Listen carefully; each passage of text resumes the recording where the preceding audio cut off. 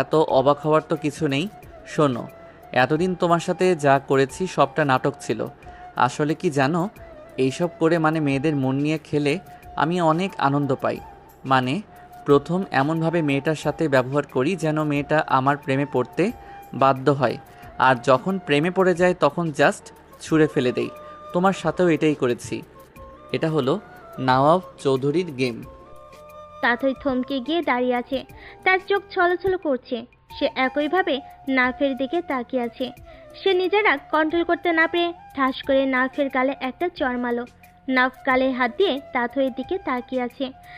আপনি যে এতটা খারাপ আমি কখনোই ভাবিনি। আপনাকে বিশ্বাস করে ভালোবাসাটা আমার জীবনের সবচেয়ে বড় ভুল ছিল, চরম ভুল। তাথই আর সেখানে না দাঁড়িয়ে বাড়ির দিকে রওনা করলো। ভার্সিটি ক্লাস করার মতো মন মানসিকতা আজ তার নেই। তাথই চলে যেতেই নাফ মৃদু হেসে বলল, আমার প্রতি তোমার ভালোবাসা দূর করে ঘৃণা সৃষ্টি করার জন্য এটুকু তো করাই লাগতো আমার তাতা থই থই। তাথই বাড়িতে এসে সোজা তার রুমে চলে গেল। তাহিরা বেগম তার পিছু পিছু গেল। ভার্সিটিতে ক্লাস ছিল না আজকে? তাথই নিজেকে সামলে পড়ল। ক্লাস আছে আম্মু, কিন্তু আমার ভালো লাগছিল না, তাই চলে এসেছি। কেন রে, শরীর খারাপ করলো নাকি?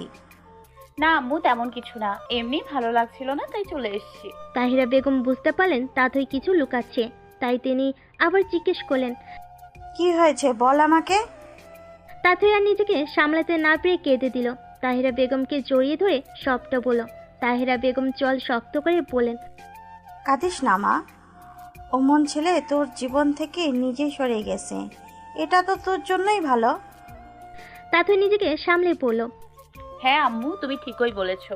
তবে আম্মু, আমি না কেন জানি বিশ্বাস করতে পারছি না যে সবটা ওনার অভিনয় ছিল। থাক মা, এসব নিয়ে আর ভাবিস না। ও তো নিজেই বলেছে সবটা ইচ্ছে করেই করেছে। আর যারা এসব করে তারা অভিনয়টা ভালোভাবেই করতে পারে। নাবকে তো নিয়ে আসার কথা ছিল আজকে তোমার, নিহাজ। ডক্টর আঙ্কেল, ও কালকে সবটা জানতে পেরেছে, আজকে ওকে নিয়ে আসার আমার সাহস হয়নি। একবার চেক আপ তো করার দরকার ছিল। নিয়াজ ডক্টরের হাত ধরে পড়ল। আঙ্কেল প্লিজ নওয়াবকে ঠিক করে দেন। বাবাকে হারিয়েছি, কিন্তু এবার আমার ছোট ভাইয়াকে হারাতে পারবো না। ডক্টর নিহাজের হাত ধরে বললেন, আমি চেষ্টা করতেছি বাবা, মেডিকেল বোর্ড বসাবো এই বিষয় নিয়ে। দেখি কোনোভাবে অপারেশনটা করা যায় নাকি। যা দরকার হয় করুন আঙ্কেল, শুধু নওয়াবকে সুস্থ করে দেন। ক্লাস না করে চলে এসেছিস কেন তুই? তোকে না দেখে আমিও 2টা ক্লাস করে সোজা তোদের বাসায় চলে আসলাম। তাথই রুষাকে সবটা বলল। সবটা শুনে রুষা বলল, কি নওয়াব ভাইয়া এসব বলেছে? ওয়েট, আমি মায়াসকে কল করে বলি নওয়াব ভাইয়াকে জিজ্ঞেস করতে। কোনো দরকার নেই, উনি যা বলার বলে দিয়েছেন। আমিও সিদ্ধান্ত নিয়ে নিয়েছি, আমি এখন থেকে ওনার আশেপাশেও ঘেঁষবো না। কিন্তু রুষাকে থামিয়ে তাথই বলল। কোনো কিন্তু না রুষা, আমি যা বললাম তাই। রুষা আর কিছু না বলে দীর্ঘশ্বাস ফেল। রুষাকে আমাকে সবটা বলতো। তুই সব কি বলেছিস তা তুই কে নফ? মায়াস কল করে নাফকে প্রশ্নটা করল। নাফ নিঃশ্বাস ফেলে বলল, সবটা তো শুনেছিস, তা আবার জিজ্ঞেস করছিস কেন আমাকে? এসব তো মিথ্যা। কোনো মিথ্যে না, সবটাই সত্যি। নাইফ কলটা কেটে দিল। এভাবে কিছুদিন কেটে গেল। এই কয়দিনে নাইফের সাথে তাথইয়ের কোনো যোগাযোগ নেই। দুজনের ভিতরে ভিতরে একে অপরের জন্য কষ্ট পাচ্ছে, কিন্তু তাও দুজনের মাঝে সীমাহীন দূরত্ব। নাফ তার রুমে বসে মোবাইলে তাথইয়ের ছবি দেখছে। তার চোখ থেকে ফোঁটা ফোঁটা পানি গড়িয়ে পড়ছে। আমার জীবনটা এমন কেন হলো? আমি তো তোমায় নিয়ে বাঁচতে চেয়েছিলাম তাথই, আর আমি কিনা নিজেই তোমার মনে আমার জন্য ঘৃণা সৃষ্টি করতে ওইসব মিথ্যা কথাগুলো বলেছি। যাকে আমি নিজের থেকেও বেশি ভালোবাসি তাকে কিনা আমার বলতে হয়েছে আমি তার ভালোবাসা নিয়ে খেলা করেছি। কি কপাল আমার! থাক, তাও ভালো আমি যখন পৃথিবীতে থাকবো না তখন তুমি যেন কষ্ট না পাও। তার জন্য আমার প্রতি এই ঘৃণাটা তোমার মনে ঢোকানো জরুরি ছিল। নিধি নাফের জন্য কফি নিয়ে আসতে গিয়ে দরজার সামনে দাঁড়িয়ে সবটা শুনতে পেল। মানে ভাইয়া এইসব মিথ্যে বলছে? তাতে আপুকে, তাহলে তো আবু ভাইকে ভুল বুঝেছে। না, আমি চাই না আমার ভাইকে তাতে আপু ভুল বুঝুক। আমাকে কিছু করতে হবে। নিধি সোজা নিহাজের রুমে গিয়ে নিহাজকে সবটা বলল। সবটা শুনে নিহাজ বলল, কি নবাব এসব করেছে? ছেলেটা আসলে একদম বোকা। ওই মেয়ে না হলে ওকে ভুল বুঝেছে, কিন্তু ওই মেয়ে কি ওকে ভুলে যেতে পারবে? কখনোই না। আমি ওর চোখে নবাবের জন্য ভালোবেসে দেখেছি, তাই এত সহজে শেষ হবে না। আমি গিয়ে ওর সাথে কথা বলবো। নিহাজ মায়াজকে কল করে সবটা বলল। কি ভাইয়া, এত কিছু ঘটে গিয়েছে আর নওয়াফের ব্রেন টিউমার? কেন, তুমি জানো না কিছু? না ভাইয়া, নওয়াফ তো আমাকে কিছুই বলেনি। আচ্ছা, তুমি আমাকে ওই কি যেন নাম, হ্যাঁ তাথই, ওর বাড়ির ঠিকানা দাও, আমি ওর সাথে গিয়ে কথা বলবো। মায়াজ নিহাজকে তাথয়ের বাড়ির ঠিকানা দিল। নিহাজ নিধিকে নিয়ে তাথয়ের বাড়িতে গেল। নিহাজ আলিফ সাহেব এবং তাহেরা বেগমের সামনে তাথইকে সবটা বলল। তাথয়ের চোখ দিয়ে একইভাবে পানি পড়ছে। আমি যেন ওনাকে ঘৃণা করি, তাই উনি এই কথাগুলো আমাকে বলেছিলেন। নিহাজ মাথা নাড়িয়ে হ্যাঁ সূচক জবাব দিল। তাথই নিজেকে সামলে বলল, আমাকে প্লিজ আপনাদের সাথে আপনাদের বাড়িতে নিয়ে চলুন। আমি আজকেই ওনার সাথে কথা বলবো। আলিফ সাহেব এবং তাহেরা বেগমের সম্মতিতে তাথই নিহাজ আর নিধির সাথে চৌধুরী ভিলাই গেল। তাথই গিয়ে নাদিরা বেগমকে সালাম করলো। নাদিরা বেগম তাথইয়ের গালে হাত দিয়ে বলল, কি মিষ্টি মেয়ে, আমার নওয়াফের পছন্দ তাহলে অসাধারণ, এটা বুঝতে পারলাম। তাথই মৃদু হেসে বলল, আন্টি, আমি একটু নওয়াফের রুমে গিয়ে ওনার সাথে একা কথা বলতে চাই, যদি আপনি আপত্তি না করেন। কিসের আপত্তি মা? নিধি তোমাকে নিয়ে যাবে, নে, রুমেই আছে, এখন তো সারাদিন রুমেই থাকে। নিধি তাথইকে নিয়ে নাফের রুমের দিকে গেল। নাদিরা বেগম নিহাজের হাত ধরে বললেন, এত মিষ্টি মেয়েটাকে আমি আমার পুত্রবধূ রূপে দেখতে পারবো কি? ইনশাল্লাহ পারবে আম্মু। ডক্টর আঙ্কেল বলেছেন নওয়াফের অপারেশন করাটা সম্ভব, তবে সেটা একটু রিস্কি হয়ে যাবে, তাও উনি চেষ্টা করবেন। একটা আশার আলো তো দেখা গেল।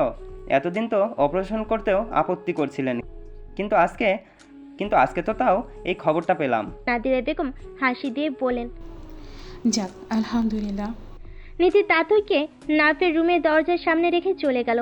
তাথই নাফের রুমের দরজায় টোকা দিল। দরজা খোলাই আছে। তাথই নাফের রুমে প্রবেশ করে দেখল নাফ বেলকুনির চেয়ারে বসে আছে উল্টো দিক ঘুরে। তাথই নাফের রুমের চারিপাশে একবার চোখ বুলিয়ে পড়ল। বাহ, আপনার রুমটা তো খুব সুন্দর। তাথইয়ের কণ্ঠ কানে আসতেই নাফ চমকে উঠল। পিছনে ঘুরে তাকিয়ে দেখল তাথই দাঁড়িয়ে আছে। তাথইকে দেখে উঠে দাঁড়িয়ে পড়ল। তুমি এখানে? হ্যাঁ, আমি এখানে। তুমি এখানে কেন এসেছো? তোমাকে তো আমি সবটা বলে দিয়েছি সেদিন। কি বলেছেন আপনি? সবটা মিথ্যা বলেছেন। আপনি আমার জীবন নষ্ট করতে চান না বলে ওই সব বলে আমাকে নিজের থেকে দূরে সরিয়ে দিয়েছেন, যেন আপনার কিছু হলে আপনার প্রতি ঘৃণার কারণে আমার কোনো কষ্ট না হয়। হ্যাঁ, তবে জানেন কি, ওই সব বলার পরেও না আপনার প্রতি আমার ঘৃণা জন্মায়নি। হ্যাঁ, অভিমান জন্মেছিল, ভেবেছিলাম আর আপনার আশেপাশেও কখনো আসবো না। তবে আজকে নিহাজ ভাইয়া আর নিধি যদি সবটা না বলতো, তাহলে অনেক বড় ভুল ধারণা নিয়ে জীবন কাটাতে হতো। তবে ওনারা আজকে আমার অনেক উপকার করলেন, ওনাদের কাছে আমি সারা জীবন কৃতজ্ঞ থাকব। কি বলেছে ওরা তোমায়? আমি যা তোমাকে বলেছি তা তো ওদের জানার কথা না। নিধি যে সবটা শুনেছে তাথই তার নাফকে পড়ল। নাফ জল শক্ত করে পড়ল। এই নিধিটাও না বেশ চালাক হয়েছে। তাথই চোখ রাঙিয়ে পড়ল। ও যা করেছে একদম ঠিক করেছে। নাফ চুপ করে দাঁড়িয়ে আছে। তাথই নাফের কলার চেপে ধরে পড়ল। আমার ভালোবাসা আপনার কাছে এতটাই ঠুকনো মনে হয় যে আপনার খারাপ সময় আমি আপনার পাশে থাকবো না। আপনি আমাকে মিথ্যা বলে দূরে সরিয়ে দিতে চেয়েছিলেন। হ্যাঁ, এতে কি আমি খুব ভালো ছিলাম নাকি? আমি কত কষ্ট পেয়েছি জানেন? আর শোনেন, আমি আপনাকে ছেড়ে আর কখনো দূরে সরে যাব না, আর আপনিও আমাকে দূরে সরানোর চেষ্টা করবেন না। একসাথে লড়াই করব। আপনার খারাপ সময় দূরে যাওয়ার মতো মেয়ে আমি না, ভালোবাসি আর সব সময় ভালোবেসেই যাব। কোনো কিছু আপনার প্রতি আমার ভালোবাসাকে বিনাশ করতে পারবে না। আপনি আমার জীবন। বসন্ত তিলকে প্রণয় বিনাশ হয়ে এসছে, এত সহজে আমি আপনাকে হারাতে পারবো না। আমার বিশ্বাস আছে আপনি ঠিক হয়ে যাবেন, কিছু হবে না আপনার। তাথই কাঁদতে কাঁদতে নাফের বুকে কপাল ঠেকালো। নাফের চোখ ছলছল করছে। নাফ তাথইকে জড়িয়ে ধরল। তাথইও শক্ত করে নাফকে জড়িয়ে ধরল। এভাবে কিছুক্ষণ পার হয়ে গেল। নাফ তাথইকে ছেড়ে দিল। তাথই নিজেকে সামলে ভুরু কুচকে নাফের দিকে তাকিয়ে আছে। নাফ বিষয়টা লক্ষ্য করে বলল, তুমি এভাবে আমার দিকে তাকিয়ে আছো কেন? আপনি এমন জঙ্গিদের মতো দাঁড়িয়ে আছেন কেন? আপনাকে না ওই হালকা চাপদাড়িতেই সুন্দর লাগে, এমন বন জল্লাদদের মতো দাড়িতে মোটেও মানায় না। নাফ তাথইয়ের কথা শুনে হেসে দিল। নাফের মুখে হাসি দেখে তাথই হাসলো, মনে মনে বলল। এই হাসিটাই তো দেখতে চাচ্ছিলাম। নাফ হাসি থামিয়ে বলল, তাথই, আমি তাও তোমাকে বলবো, প্লিজ আমার জীবনের সাথে তোমার জীবনটা জড়িও না। চুপ, আর কোনো কথা বলবেন না। মাথাটা নিচু করেন তো। কেন? নিচু করতে বললাম, করুন। নাফ মাথাটা নিচু করলো। তাথই আলতো করে নাফের গালে একটা চুমু দিল। নাফ অবাক হয়ে তাকিয়ে আছে। হ্যাঁ, তো অবাক হওয়ার কিছু নেই, সেদিন এই গালে থাপ্পড় দিয়েছিলাম, তাই আজকে এটা দিলাম শোধবোধ। আর আপনি এত লম্বা, আপনার সাথে কথা বলতে গেলে ওপরের দিকে তাকিয়ে থাকতে থাকতে আমার ঘাড় ব্যথা হয়ে যায়। নাফ তাথইয়ের হাত ধরে টান দিয়ে তার কিছুটা কাছে নিয়ে গিয়ে বলল, ভালোবাসি, অনেক ভালোবাসি, জীবনের শেষ নিঃশ্বাস পর্যন্ত এই কথাটা বলে যাব। তাথই নাফের চোখে চোখ রেখে বলল, আমিও আপনাকে অনেক ভালোবাসি। তাথই, আমার কাছে আর বেশি সময় নেই, তুমি প্লিজ নিজেকে সামলে নাও। তাথই নাফের মুখ আলতো করে চেপে ধরে বলল, একদম এই কথা বলবেন না, আমার বিশ্বাস আছে আপনার কিচ্ছু হবে না। আর হ্যাঁ, এখন নিচে চলুন, সেই কখন থেকে আপনার রুমে এসেছি। হ্যাঁ তা ঠিক, নিচে যাওয়া উচিত। আমার আবার রেকর্ড খারাপ তো, সবাই ভাবতে পারে বিয়ে ছাড়াই বাসর করে ফেলতেছি। তাথই আস্তে করে নাফের বুকে একটা কিল দিল। তারপর দুজনে একসাথে হেসে দিল। দুজনেই নিচে যেতে নিহাজ বলল, তাহলে সবটা মিটমাট হয়ে গিয়েছে। নাফ নিঃশ্বাস ফেলে বলল। তাও তোমরা তাথইকে একটু বোঝাও। তাথই নাফের দিকে তাকিয়ে বলল, আমি এই নিয়ে আর কোনো কথা বলতে চাচ্ছি না। তারপর নাদিরা বেগমের কাছে গিয়ে বলল, আন্টি, আমি তাহলে আজকের মতো আসি। সে কি মা, তুমি আজকে আমাদের বাড়িতে প্রথম এসেছো, দুপুরে না খেয়ে কোথাও কিন্তু যেতে পারবে না। আন্টি, আরেকদিন এসে খাবো না। একদম না, আজকে না খেয়ে কোথাও যেতে পারবে না। তারপরে সবাই একসাথে খেতে বসলো। খাওয়া শেষ হতেই সবাই কিছুক্ষণ বসে গল্প করলো। আম্মু, আমি বরং তাথইকে বাড়িতে পৌঁছে দিয়ে আসি। তাথই বাধা দিয়ে বলল, আপনার যাওয়ার কোনো দরকার নেই, আমি একা চলে যেতে পারবো। সমস্যা নেই, আমি গাড়ি নিব না, রিকশায় করে দিয়ে আসবো। নাদিরা বেগম কিছু বলতে যাবে, ওনাকে বাধা দিয়ে নিধি বলল, আরে আম্মু যেতে দাও, ছোট ভাইয়া আমার হবু ভাবিকে নিয়ে এই রিক্সায় ডেজে যেতে যাচ্ছে, আর হবু ভাবির সঙ্গে থাকলে তোমার কোনো চিন্তা নেই। নিধির কথাই সবাই হেসে দিল। তাথই কিছুটা লজ্জা পেল। নিহাজ বলল, আচ্ছা যা, তুই তাথইকে পৌঁছে দিয়ে আয়। আর হ্যাঁ, কোনো সমস্যা হলে আমাকে কল করবি। আচ্ছা ভাইয়া। নাফ তাথইকে নিয়ে বাড়ি থেকে বের হয়ে একটা রিকশায় উঠলো। আপনি না আসলেও পারতেন। কেন, আমি আসায় খুশি হওনি? আমি কি তা বললাম নাকি? তাহলে বলছো কেন? তোমার আশেপাশে থাকতে আমার ভালো লাগে তাথই। আর একটা বিকাল তো আমাদের হওয়া উচিত, তাই না? কখন কি হয়ে যায় তার তো কোনো গ্যারান্টি নাই। তাই এই কিছু সুন্দর মুহূর্ত না হয় স্মৃতির পাতায় রয়ে যাবে। দেখুন, আপনি এসব কথা বললে আমি কিন্তু রিক্সা থেকে নেমে যাব। আচ্ছা সরি, আর বলতেছি না। তবে আমার একটা ইচ্ছা পূরণ করবে? কি ইচ্ছা? আমাকে তুমি করে বলো না, না হলে এটা আমার এক বড় আক্ষেপ হয়ে থেকে যাবে মৃত্যুর পরে। দেখুন, আপনি যদি এসব বলতে থাকেন তাহলে তুমি করে বলা তো দূরের কথা, আমি আপনার সাথে আর কথাই বলবো না। আচ্ছা আর বলতেছি না, কিন্তু এখন থেকে তুমি করে বলো প্লিজ। আচ্ছা শোনো, একদম উল্টাপাল্টা চিন্তা ভাবনা করবে না, আমি সব সময় তোমার পাশে আছি। তাথই নাফের এক হাত শক্ত করে জড়িয়ে ধরে কাঁধে মাথা রাখলো। দুজনের মাঝে নীরবতা। নীরবতা ভেঙে তাথই বলল, বিকেলটা খুব সুন্দর, তাই না? হ্যাঁ, তুমি পাশে আছো বলে আর একটু বেশি সুন্দর লাগছে আমার কাছে। তাথই নাফের দিকে ভুরু উঁচিয়ে তাকিয়ে মৃদু হাসলো। দুজনে একটা নদীর পাড়ে গিয়ে রিক্সা থেকে নামলো। তাথই আর নাফ পাশাপাশি বসে আছে। তাথই বিভিন্ন কথা বলছে আর বাদাম খাচ্ছে। মাঝে মাঝে নাফকেও খাইয়ে দিচ্ছে। নাফ মুগ্ধ হয়ে তাথইয়ের দিকে তাকিয়ে আছে। নাফ এভাবে তাকিয়ে থাকায় তাথই তার মুখ ওড়না দিয়ে ঢেকে বলল, এভাবে তাকিয়ে থাকলে আমার বুঝি লজ্জা করে না? নওয়াফ নিঃশব্দে হেসে দিল। তাথইয়ের মুখের সামনে থেকে ওড়না সরিয়ে বলল, কি করব বলো? তোমায় ঘিরে এত মুগ্ধতা যে একবার তাকালে আমার আর চোখ সরানোর ক্ষমতা নেই। তাথই চোখ ছোট ছোট করে বলল, এভাবে ফ্লার্ট করে করেই আমার মনটা চুরি করেছো। তোমাকে তো কারাগারে বন্দি করে রাখা উচিত। এমনি তোমার মনের কারাগারের কয়েদি হয়ে আছি, তুমি আর কোন কারাগারে বন্দি করতে চাও? তাথই নাফের দাড়িতে হালকা করে টান দিয়ে বলল, এই কারাগারেই তোমার জন্য ঠিক আছে, অন্য কারাগারে গেলে ঠিক মানাবে না। দুজনে একসাথে হেসে দিল।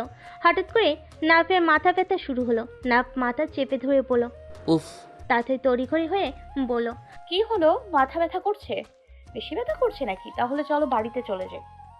তাথই নাফের প্রতি এত চিন্তা দেখে নাফ তাথইয়ের দিকে একভাবে তাকিয়ে আছে। তাথই আবার বলল, এই চলো এখান থেকে, মাথা ব্যথা করছে, এখানে আর বসে থাকা লাগবে না। নাফ কিছু না বলে তাথইয়ের কোলে মাথা দিয়ে শুয়ে পড়ল। তাথই অবাক হয়ে পড়ল, তোমার তো মাথা ব্যথা করছে, আবার শুয়ে পড়লে কেন? তাড়াতাড়ি বাসায় চলো।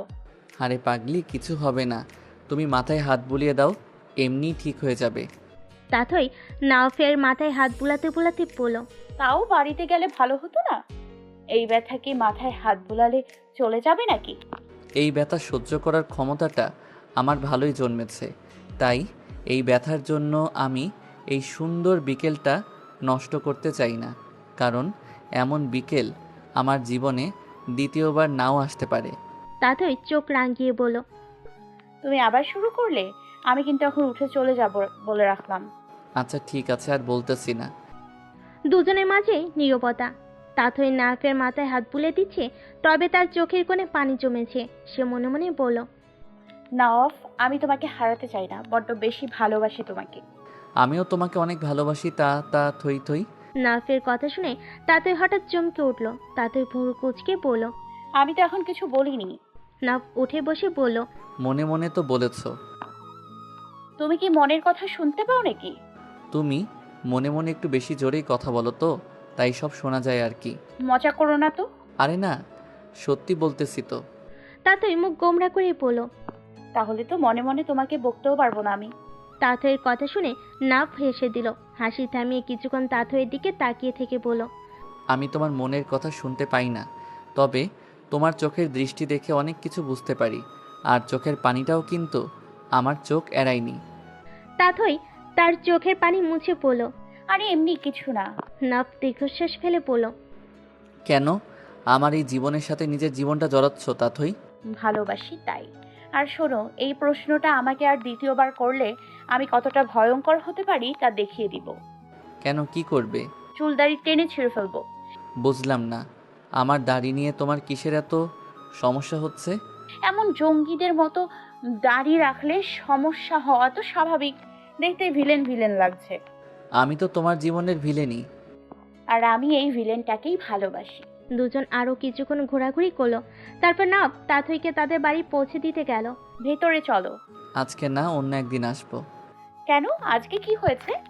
সারাদিন তো জঙ্গি জঙ্গি করলে, এই অবস্থায় হবু শ্বশুর শাশুড়ির সামনে গেলে গুন্ডা ভেবে বাড়ি থেকে বের করে দিবেনে। তাথই হাসি দিয়ে বলল, আরে সমস্যা নেই, চলো। আজকে থাক, পরে একদিন আসবো। আচ্ছা ঠিক আছে। নাফ তাথইকে বিদায় জানিয়ে বাড়িতে চলে আসলো। নাফ বাড়িতে এসে রাতে খাবার খেয়ে তার রুমে গিয়ে শুয়ে পড়ল। সকালে অনেক বেলা হয়ে যাওয়ার পরও নাফ নিচে নামছে না দেখে নিধি নাফকে ডাকতে গিয়ে জোরে চিৎকার করলো। নিধির চিৎকার শুনে নাদিরা বেগম আর নিহাত ছুটে গেল নাফের রুমে। গিয়ে দেখলো নাফ বিছানায় অবচেতন অবস্থায় শুয়ে আছে, তার নাক মুখ দিয়ে রক্ত বের হচ্ছে। নাদিরা বেগম ফ্লোরে বসে পড়ে কেঁদে দিলেন। নিধি ওনাকে সামলাচ্ছে আর নিজেও কাঁদছে। নিহাত শক্ত গলায় বলল, এটা কাদার সময় না, নওয়াফকে নিয়ে আমাদের এখনই হসপিটালে যেতে হবে। নিহাত আর ড্রাইভার মিলে নাফকে ধরে গাড়িতে তুলো। তারপর সবাই মিলে একসাথে হসপিটালের দিকে রওনা দিল। নিহাত মায়াসকে কল করে সবটা বলল। নিধি তাতইকে কল করে সবটা বলল। সবটা শুনে তাতই থ হয়ে দাঁড়িয়ে আছে। তাহিরা বেগম তার কাছে গিয়ে বলল, কি হয় মা?